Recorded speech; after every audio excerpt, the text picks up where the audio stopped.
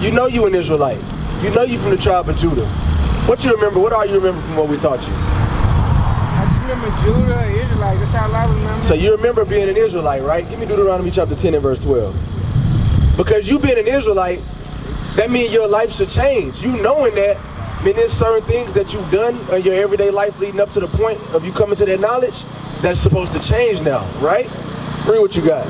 The book of Deuteronomy chapter 10 and verse 12. And now Israel. And now Israel, what you say your name was again, Keisha? Keisha, now Keisha, come on. What does the Lord thy God require of thee? Keisha, you have to live in God's requirements now. It's no longer Keisha wakes up and Keisha do what she want to do. It's no longer I live by my morals, I live by my standards. No, you live by God's requirements now, right, Keisha? Come on. But to fear the Lord thy God, and to walk in all his ways. You gotta walk in God's ways now, come on.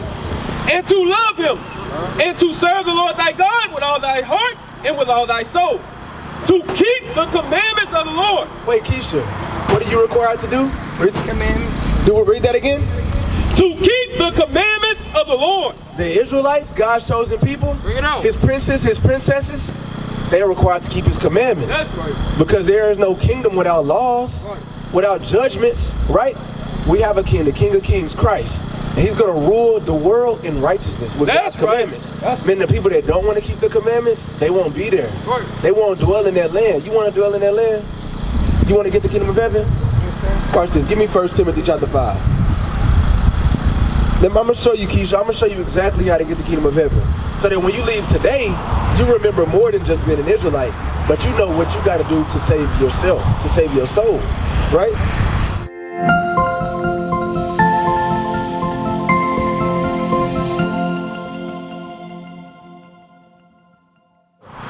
First Timothy chapter 2 and verse 9. The book of 1 Timothy chapter 2 and verse 9. In like manner also, that women adorn. That women. Keisha, you're a woman, right? So this law pertains to you. God said he would have that women, come on. In like manner also, that women adorn themselves in modest apparel. And what? In modest apparel. Wait, so it's not follow our dreams, it's not do as we please. Bring it out. You want to go to heaven, right? God said, rule number 1, Keisha, he has a dress code. Dang, God, I didn't know the Bible get that specific. It does, just like for us. If I came out here with a little short maxi skirt on or a pencil skirt, we would look weird. God would look at that and say, no, you're a king, you're a priest. You're not supposed to dress like that. Same thing with his princesses, the daughters of Zerah.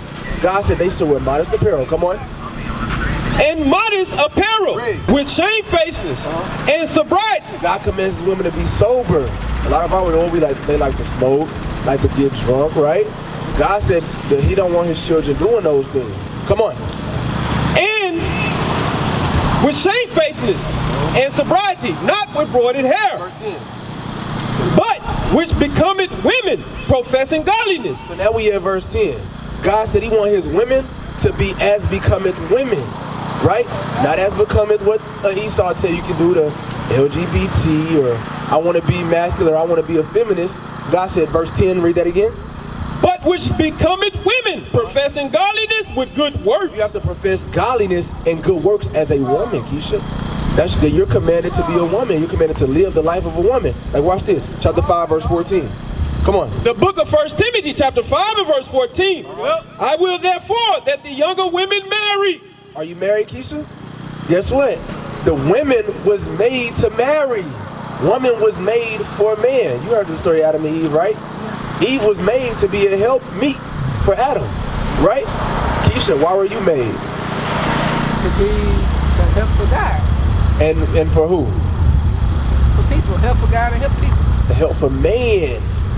God created the woman to help man, am I right? Yeah, I help the people. To help man. Yeah. God said women must marry. Come on. I will therefore that the young women marry, bear children, guide the house. Guide the house as what? As a wife, as a mother, right? Women were created to be mothers and wives, right? And good sisters, and as you get older in age, you teach the younger women. Come on. Give none occasion to the adversary to speak reproachfully. Then when you do that, no one can speak reproachfully against you.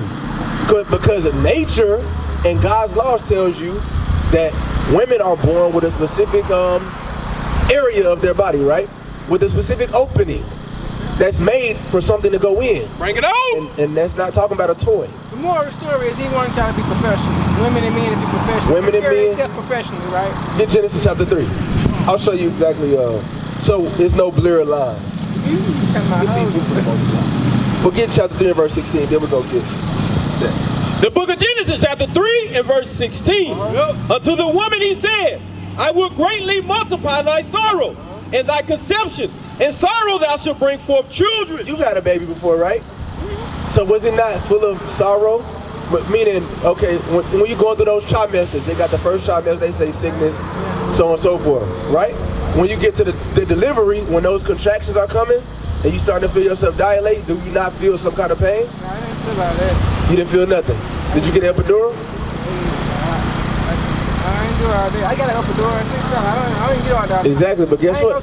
The point of getting an epidural is to try to avoid doing that. That's what our women try to do. God made childbirth with a certain process for a reason, so that women can learn, never step out of a woman's place. That's right. That's what Eve did. The serpent told Eve, that's not true. You can be as God. You can be as man. You can be equal to the man. That's what the serpent told Eve. And that's the same thing that America tells our women. You don't have to marry a man. You don't have to have kids with a man. You don't have to be with a man. You don't have to be a wife. Defy the odds. Go against the norm. You be the man. And bro, we seeing stuff now to where it's the man becomes the woman and the woman becomes the man, but they keep each other's bodily parts so that the man could get pregnant as the woman. Have you been seeing that? It can happen. You know, God worked miracles. That's what our people been doing. No, you know what that's called? Witchcraft. That's what Esau is working witchcraft in the world today. Finish that out real quick. Read. The book of Genesis chapter 3 and verse 16. Unto the woman he said, I will greatly multiply thy sorrow and thy conception. In sorrow thou shalt bring forth children, and thy desires shall be to thy husband. The purpose of women being on earth, the desire is not to be unto MTV. Right. The desire is not to be unto Flavor of Love. It's not to be any of that. The desire of the woman is to be towards a man, her husband. So Keisha, you learning you an Israelite, you supposed to say now, okay, I mean, I gotta start dressing like a woman. Right. I gotta start being a woman. I need to get a husband. I need to guide my house. See? That's what the Bible says. Read. And he shall rule over thee. Keisha, your life is supposed to be ruled by a man. I rule. No, by a man on earth who God ordained to be your husband. Okay, guys. Keisha, do you believe in the Bible? Yeah, yes, sir. Get a Sirach 32:24. You can't say you believe in the Bible and hear these things and say, nah, that's just not what I take. That's not what I think. I rule my life. But what did the Bible say, Keisha? I said the man above rules my life. But what did God say? He rules my life. No, that's not what God said. That's not what God said, right? All right, read what you got. The book of Zerah, chapter 32 and verse 24. He that believeth in the Lord, taketh heed to the commandments. Someone that say they believe in God, they're going to hear stuff come out of the Bible, and they're going to do it. Because Keisha, you said you an Israelite. You said you believe that. Bring it on. Everything after that should just be instructions. You've been taught lies your whole life. Now it's time for instruction. Read 1 Corinthians 11 and 3. Well, 11 and start at verse 1. Because you said you deal with God directly, right? That's what you said, Keisha? I didn't say that. Well, you don't need a man. You deal with God. I have a man. Who? My father's. Okay. Once you said your daddy, right? My father's. Yeah, my daddy too. Right. So your daddy, your dad's job when you got older was to give you to a man to be your husband. That was his job. I'm marrying women. I'm into women, not men. Yeah, that's not godly though. As a woman, you're supposed to profess godliness. Read what you got. The book of 1 Corinthians, chapter 11 and verse 1. Be ye followers of me, even as I am of Christ. Now I praise you, therefore, that you remember me in all things. Verse 3. Verse 3. But I would have you know that the head of every man is Christ, and the head of the woman is the man. The head of the woman is who? The man. Keisha, your head is who? The man. The man. You are not a man. You are not made to marry women. You are made to be a wife, a helpmeet, a stay, a keeper of home. But guess what America taught our women? You can be a bulldagger. You can be a dyke. You can be a stud. Right. No. God said be a wife. Read. Every man praying or prophesying, having his head covered, dishonoreth his head. But every woman that prayeth or prophesieth with her head uncovered, dishonoreth her head. This was wrong with our people. We have not been taught the order of God, the order of the Bible. The order is God, Christ, man, then woman. Right. It's not God, then woman. It's not God, Christ, then woman. There is a man between. Why? God does not deal directly with the woman. Bring it out. Shalom, Israel. This is Bishop Nathaniel. I want you to know that you can view all our Sabbath classes live on IUIC TV. That's right, I said on IUIC TV. Download the app today. Shalom. Get Proverbs chapter 28 and verse 1. Read that. The book of Proverbs, chapter 28 and verse 1. The wicked flee. This was wrong with our people. Anytime the laws of God start coming out, we immediately run, we scatter. Why? Because black people don't want to be instructed. Hispanics don't want to be told what to do. Bring it out. We want to live our own life. We want to follow our own dreams. God calls that a wicked soul. Right. God put the men on earth to instruct his people. If you heard of Jonah, you heard of Nehemiah, you heard of Ezra, you heard of Ezekiel. Why is it that during the Bible we read about all these books named after men who were set up to instruct their people, but now when men come to teach, nobody want to listen. Everybody want to do their own thing. No, I got a direct relationship with God. Bring it out. Why is it that Moses had to go speak to God and come back and tell everybody else? Right. Why couldn't everybody just go to God? You know what the Israelites said? No, I'm scared, I don't want to see him. But now everybody deal with God. It doesn't make any sense. Right. It's a lie. You know who told you that? Joe Pork Chop eating pastor. Bring it out. He said, God's got a blessing with your name on it. You give your tithes and blessings will rain. But what the Levites said? What the temple at? All your money going to him. You paying off his Escalade. You paying off his 3-story house. Why? Because they teach lies. They teach for hire. Right. The prophets are here to teach you the truth. We used to scream black power while Heron was pushed. But at the end of the day, nothing's in vain.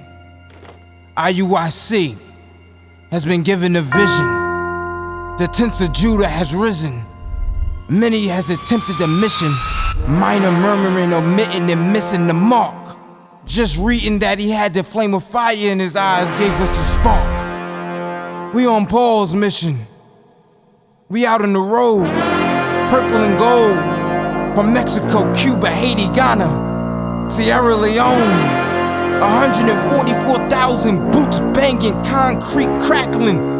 These are our men repented at heart. The scriptures is proof. IUIC, we deliver the truth.